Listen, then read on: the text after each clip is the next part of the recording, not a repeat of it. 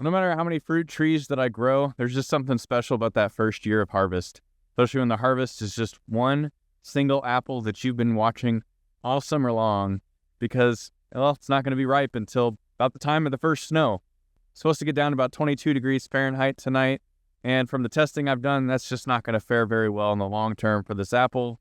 But also, it is just one apple, so it's not going to last long anyway.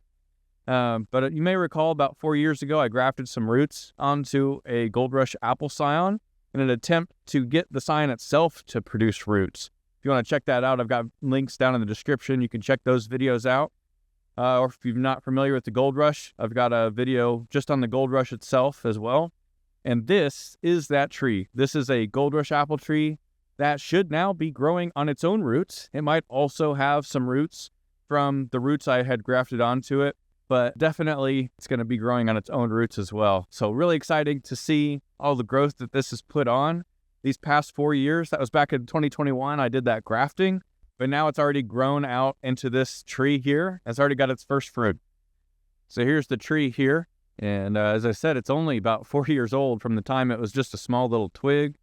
I've had this cage here, just some welded wire wrapped around the base here just to keep deer from coming and brushing against the main trunk here, which is a little hard to see with all the snow on it. But there's the trunk. Some nibbling has still happened on some of these branches that are coming out below, but I plan to prune those off as time goes on. But for the moment, they're just extra leaves coming out here and helping the whole tree get nutrients. And if we look up here, here is our first piece of fruit. So pretty excited about this. It's already looking like it's got a good blush to it. Not 100% sure that it's ripe yet. We'll have to check that out. But yeah, first piece of fruit. I think it was the only piece of fruit that the tree set, but every time I mowed over this area of the yard, I saw it and it was staring at me. So I'm really excited it held on this long, and we're going to be able to try it. So let's go ahead and get this thing picked.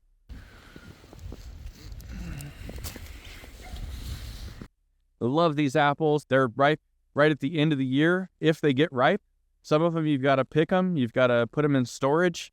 And across the next maybe 6 to 8 months, they can stay in storage if you've got a good facility for storing them. We've got a full-size apple tree of this variety in our main orchard area, and we once had apples all the way to March 1st. So super good, long-keeping apples, very tasty, and definitely worth growing at your home orchard.